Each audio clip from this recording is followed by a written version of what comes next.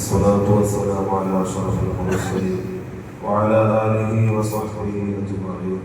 الله سبحانه وتعالى നമ്മുടെ വിശ്വാസം കബൂലാക്കി അനുഗ്രഹിക്കുമാറാകട്ടെ. നമ്മുടെ ഇബാദത്തുകളും സൽക്കർമ്മങ്ങളും അല്ലാഹു തആല സ്വീകരിക്കുമാറാകട്ടെ. നമ്മുടെ പാപങ്ങൾ മുഴുവനും അല്ലാഹു തആല പുറത്തുമാറാക്കി തഖ്വയിൽ നമ്മെ നമ്മുടെ കുടുംബാദികളെ അല്ലാഹു ഉൾപ്പെടുത്തി അനുഗ്രഹിക്കുമാറാകട്ടെ. നമ്മൾ പ്രയാസങ്ങൾ അനുഭവിക്കുന്ന രോഗങ്ങളിൽ കഴിയുന്ന മുഴുവൻ പേർക്കും അല്ലാഹു സുബ്ഹാനഹു വ തആല പരിപൂർണമായ ശുക്രിയും സലാമത്തും നൽകി അനുഗ്രഹിക്കുമാറാകട്ടെ. നമ്മൾ മരണപ്പെട്ടുപോയി മുഴുവൻ പേർക്കും അല്ലാഹു തആല മഗ്ഫിറത്തും മർഹമത്തും നൽകി അനുഗ്രഹിക്കുമാറാകട്ടെ.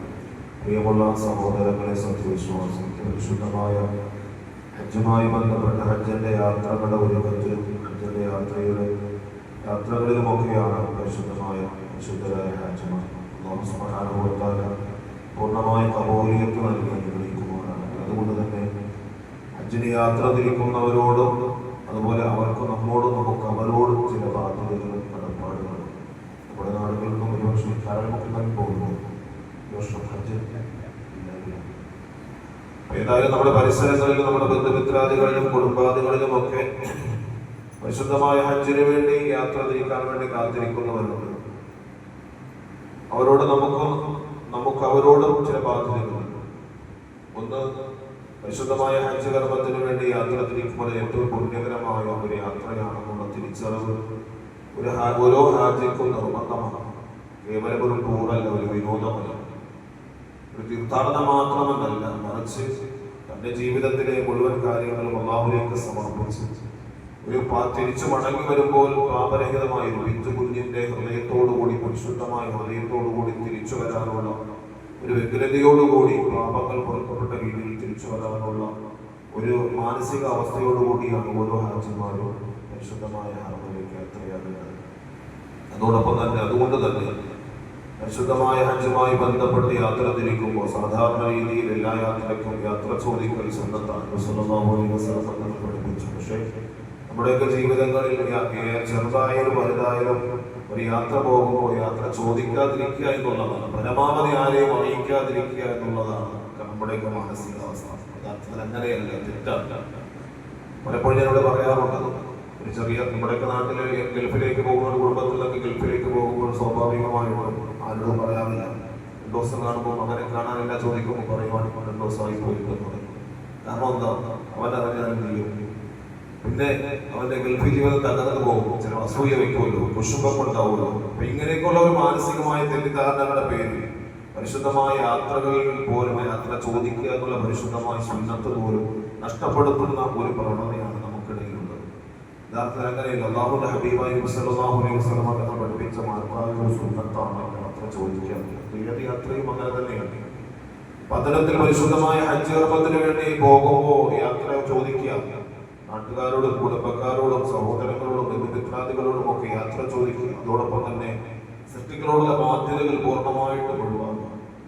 എന്തെങ്കിലും വാക്കുപരമായിട്ടോ പ്രവർത്തനപരമായിട്ടോ മാനസികമായിട്ടോ എന്തെങ്കിലുമൊക്കെ പരസ്പരം വിഷമങ്ങളോ പ്രയാസങ്ങളോ വന്നു പോയിട്ടുണ്ടെങ്കിൽ തീർത്ത് പൊരുത്തപ്പെടിച്ചിട്ടായിരിക്കണം പരിശുദ്ധമായ ഹജ്ജ് കർമ്മത്തിലേക്ക് യാത്രയാകേണ്ടത്. ആ ഒരു കാര്യം പലരും ശ്രദ്ധിക്കുന്നില്ല എന്നുള്ളതാണ്. അവരെന്നോട് മിണ്ടുന്നില്ലല്ലോ, വർഷങ്ങളായി മിണ്ടുന്നില്ല, ഞാൻ ഹജ്ജിന് പോകുന്നു, ഇതല്ല പരിശുദ്ധമായ പാപരഹിതമായ ഒരു തിരിച്ചൊരു വരവ്. അല്ലെങ്കിൽ അവൻ ഒരു പിഞ്ചുകുഞ്ഞിന്റെ ഹൃദയത്തോടുകൂടി, പരിശുദ്ധമായ ഹൃദയത്തോടുകൂടി പരിശുദ്ധമായ ഹജ്ജ് കർമ്മങ്ങൾ നിർവഹിച്ച് പാപത്തിൽ നിന്ന് പരിപൂർണമായി മോചനം നേടി, മുക്തി നേടി, പൊറുക്കപ്പെട്ട രീതിയിൽ തിരിച്ചു വരുന്ന ഒരു ഹാജിയെ സംബന്ധിച്ചിടത്തോളം അവൻ ഇവിടെ നിന്ന് പോകുമ്പോഴുള്ള തയ്യാറെടുപ്പുകൾ നടത്തിയിരിക്കണം.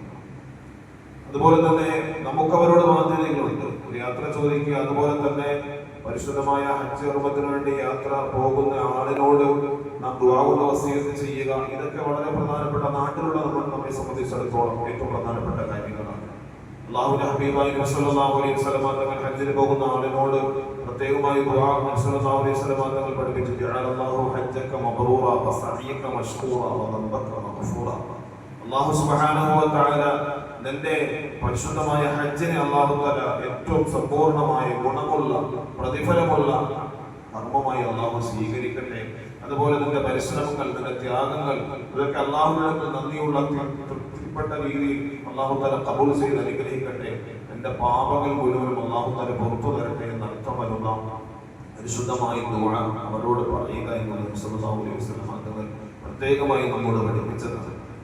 അതുകൊണ്ട് തന്നെ ഏറ്റവും പരിശുദ്ധമായ രീതി, കാരണം ഹജ്ജിനും ഉംറയ്ക്കും ഒക്കെ യാത്ര തിരിക്കുന്ന ഒരാളെ സംബന്ധിച്ചിടത്തോളം അള്ളാഹുവിന്റെ ഏറ്റവും അതിഥികളായി, നിവേദക സംഘങ്ങളായി, അള്ളാഹുവിന്റെ അടുക്കൽ അതിഥികളായി എത്തുന്ന വിശിഷ്ട വ്യക്തിത്വങ്ങളാണ്. അതുകൊണ്ട് തന്നെ അവർക്ക് ഒരുപാട് പ്രതാപവും പ്രശസ്തിയും ഒക്കെ ആ ഒരു സ്ഥാനമാനങ്ങൾ പരിശുദ്ധമായ രീതിയിൽ മനസ്സിലാക്കിയിട്ട് അവർക്ക് നമ്മോടും നമുക്ക് അവരോടുമുള്ള ബാധ്യതകൾ പരിപൂർണമായി നിറവേറ്റിയിരിക്കണം. അതുപോലെ ദുആവോട് വസിയത്ത് ചെയ്തു.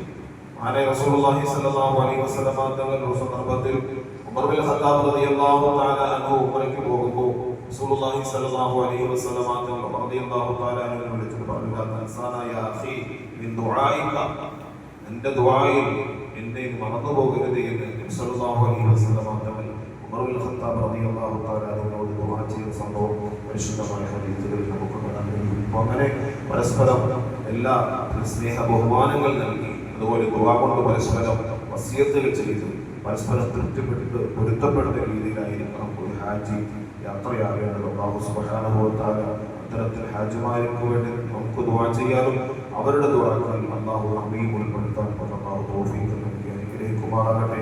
ഈ വർഷം പരിശുദ്ധമായ ഹജ്ജ് കർമ്മത്തിന് വേണ്ടി നിയത്താക്കിയിരിക്കുന്ന അല്ലെങ്കിൽ യാത്ര തിരിച്ചിരിക്കുന്ന നിൽക്കാൻ വേണ്ടി കാത്തിരിക്കുന്ന മുഴുവൻ ഹാജിമാരും എല്ലാവർക്കും അല്ലാഹു സുബ്ഹാനഹു വ തആല മഖ്ബൂലും മബ്റൂറുമായ ഹജ്ജിനും ഉംറയ്ക്കും സിയാറത്തിനും അല്ലാഹു തൗഫീഖും ആഫിയത്തും ദീർഘായുസ്സും അല്ലാഹു നമ്മെ അനുഗ്രഹിക്കുമാറാകട്ടെ. നമ്മുടെ ദുആകൾ മുഴുവനും അല്ലാഹു നമ്മെ ഉൾപ്പെടുത്തി അനുഗ്രഹിക്കുമാറാകട്ടെ. വാഖിറു ദഅ്വാനാ